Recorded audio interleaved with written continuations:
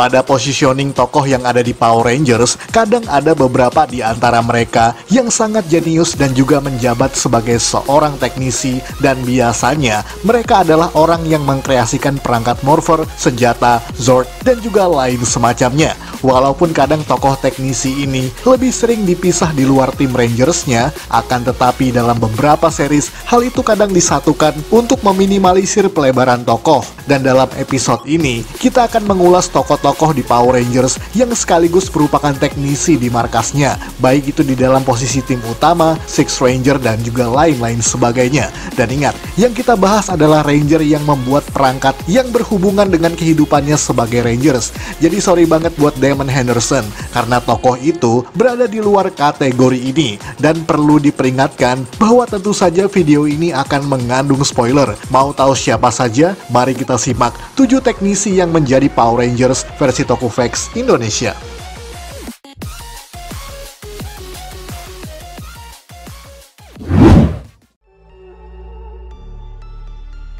Billy Cranston, Blue Ranger, Mighty Morphin, Power Rangers. Mungkin pada awalnya, kita hanya mengenal tokoh ini sebagai Ranger biru, dengan kemampuan berpikir yang jenius di luar rata-rata IQ anak seusianya. Dimana sejak awal pun, Billy sudah berhasil membuat komunikator berupa gelang yang dapat langsung terhubung satu sama lain dan juga kepada command center. Bahkan dalam pengembangannya, ia juga berhasil mengkreasikan berbagai macam item lain yang berguna bagi pertempuran timnya. Walaupun di season ini, mereka punya Alpha 5 yang merupakan asisten robot sekaligus teknisi yang sesungguhnya. Sayangnya, Billy kemudian memutuskan untuk menjadi teknisi saja pada era Power Ranger Zeo, tanpa harus berubah lagi menjadi Ranger biru setelah melewati 3 season berturut-turut. Namun untungnya, pada anniversary ke-30 dalam movie Once and Always, Billy kembali lagi menjadi teknisi sekaligus Ranger biru yang berhasil membuat ulang markas Rangernya serta perangkat morpher baru bagi kawan-kawannya.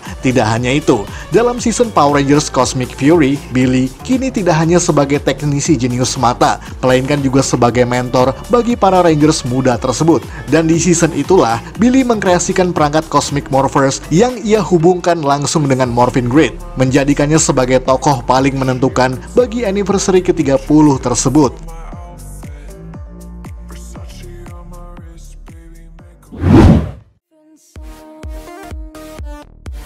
Kem Watanabe, Green Samurai Ranger. Mungkin inilah full-time teknisi sekaligus Ranger pertama, di mana awalnya Kem juga dikenal sebagai putra tunggal dari Sensei Kanoe Watanabe yang merupakan master ninja di perguruan Wind Ninja Academy. Namun ternyata Kem merupakan seorang yang membuat semua teknologi Rangers di markas rahasianya, mulai dari Morpher, Zord, dan juga seluruh item yang mereka gunakan. Namun nyatanya, pria berwajah Asia ini tidak pernah puas hanya berada di belakang meja, karena ia menginginkan untuk bisa bertarung sebagai Rangers, sampai ia melakukan perjalanan waktu ke masa lalu untuk mendapatkan Samurai Amulet dari mendiang ibunya sendiri, sehingga kemudian Kem yang selalu dianggap cupu tersebut berhasil menjadi Six Ranger yang bernama Green Samurai Ranger. Dan semenjak menjadi Green Samurai Ranger itulah Kem mulai menyadari bahwa ia tidak bisa melakukan tugas teknisi sambil tetap bertarung sebagai Ranger. Maka dari itu, ia membuat sebuah android tiruan dirinya yang ia sebut sebagai Cybercam, dimana meskipun berwujud mirip sekali dengan Cam, namun robot itu bergaya dengan sangat nyentrik, berbeda sekali dengan Cam yang sangat serius dan kaku.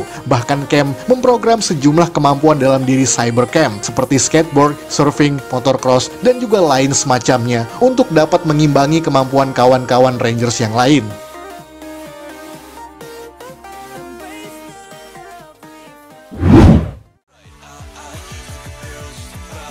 Cat Manx, Cat Ranger, Power Rangers SPD. Mungkin bisa dibilang bahwa wanita ini merupakan full-time teknisi seperti Angela Fairweather yang ada di Power Rangers Lightspeed Rescue beberapa tahun sebelumnya, karena Cat Manx merupakan seorang alien berwujud kucing yang ditugaskan pada markas besar SPD yang ada di planet bumi, dan ia adalah seorang yang mengkreasikan semua hal yang ada pada series tersebut, mulai dari Morphers, Megazord, bahkan juga teknologi markas SPD yang super canggih itu. Cat juga sangat ramah dan juga bijak, seimbang dengan kemampuan intelektualnya. Namun pada satu episode, Cat kemudian menggunakan sebuah morpher yang dapat mengubahnya menjadi SPD Cat Ranger. Agak berbeda dengan semua yang pernah ia buat sebelumnya, di mana Cat Ranger Morpher hanya dapat dipakai sekali saja dalam keadaan yang dianggap sangat darurat, membuat Cat Ranger memang cuma muncul satu kali dalam satu episode itu saja. Namun walaupun cuma sekali, agak mengejutkan karena Cat yang selama ini cuma berada di dalam laboratorium,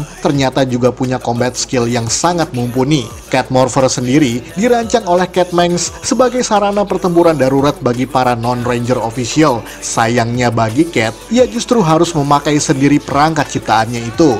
Namun secara teori, Cat Morphers memang bisa dibuat secara massal untuk tujuan pertempuran darurat tersebut.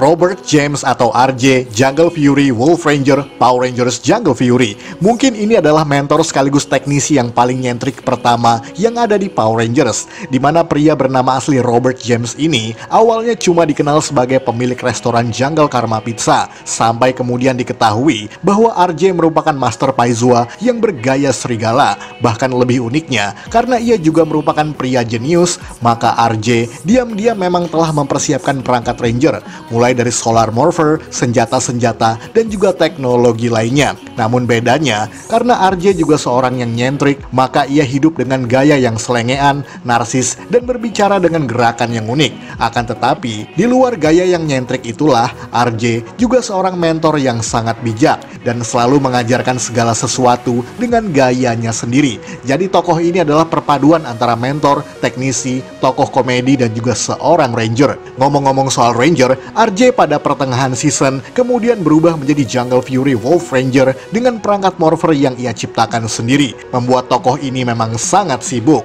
Akan tetapi untungnya, mereka kadang dibantu oleh Friend yang juga bekerja di restoran milik RJ, di mana meskipun awalnya RJ dan kawan-kawan merahasiakan status Ranger mereka, namun Friend kadang membantu para Rangers dari markas mereka.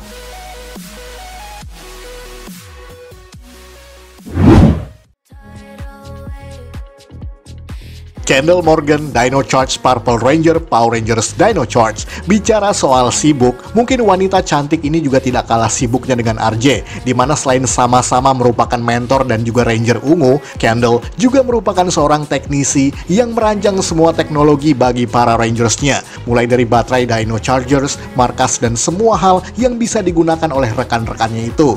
Di luar itu semua, Kendall juga merupakan direktur yang ada di Amber Beach Museum, di mana markas rahasia mereka juga dibangun tepat di bawah bangunan museum itu. Wanita yang akrab dipanggil sebagai Miss Morgan ini lebih banyak bersikap serius, jutek, dan kurang ramah dalam berbicara, membuat kawan-kawan Rangernya sangat segan padanya, bukan hanya karena Kendall merupakan mentor sekaligus bos mereka, melainkan juga karena sikap jutek wanita ini yang kurang bisa diajak nyantai. Walaupun dalam hampir satu season, ia hanya berperan sebagai teknisi sekaligus mentor, namun Kendall kemudian mendapat kekuatan dari Purple Energems yang membuatnya menjadi Dino Charge Purple Ranger, menggantikan pria New Zealand yang bernama Albert Smith yang tidak lagi bisa menjadi Ranger sebelumnya. Namun sayangnya, aksi Kendall sebagai Ranger bisa dibilang sangat terbatas, karena hampir 70% episode di season kedua Dino Supercharge justru masih menunjukkan kesibukannya sebagai teknisi sekaligus mentor.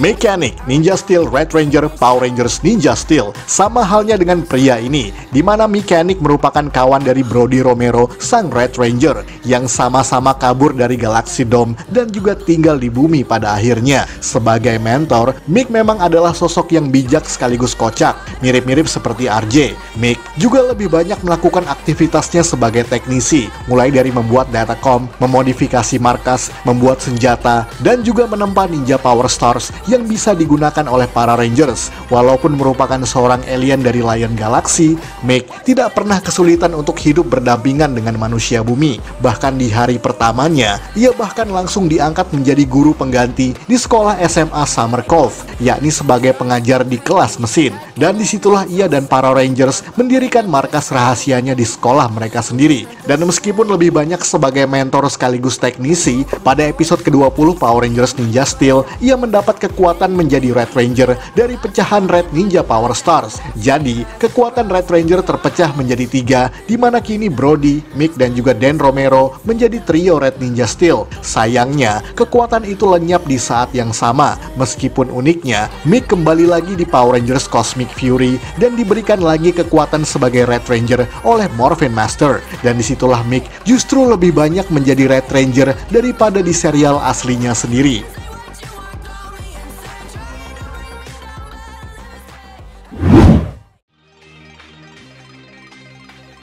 Nat Silva, Beast Morphers, Gold Ranger, Power Rangers Beast Morphers. Dan yang terakhir sejauh ini adalah anak muda jenius di markas Great Battle Force, yakni Nat Silva, yang merupakan remaja jenius yang dipekerjakan untuk meneliti soal Morphin Grid sebagai sebuah sumber energi baru bagi umat manusia. Dan untuk mencegah pencurian dan penyalahgunaan sumber energi itu, maka dibentuklah sebuah tim Rangers dengan menggabungkan energi Morph X dan juga DNA hewan-hewan tertentu. Dan semua riset itu dikerjakan oleh Nat bersama dengan timnya. Namun ide dan penelitiannya benar-benar merupakan hasil penelitian dari pria jenius ini. Bahkan tidak lama setelah itu, Nat menciptakan Morpher baru dan mengubahnya menjadi Gold Ranger dengan basis kekuatan berdasarkan mantis. Bahkan di saat yang sama pula, sebuah Beastbot yang awalnya dimaksudkan untuk menjadi tubuh baru bagi Evox musuh mereka, justru berubah menjadi rekan bagi Nat dan juga Silver Ranger sekaligus. Namun terjawab semua bahwa virus Evox yang selama ini menjadi musuh mereka ternyata adalah Vengix virus yang telah berevolusi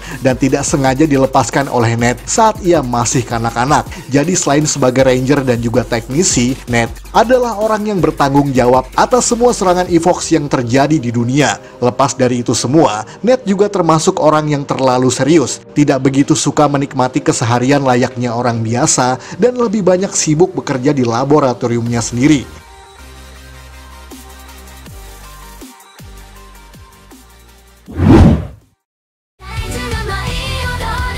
Sekian dari Tokufax Indonesia. Jangan lupa tonton video-video Tokufax lainnya, like, komen, dan juga share ke media sosial kamu. Akhir kata, salam Tokufax Indonesia.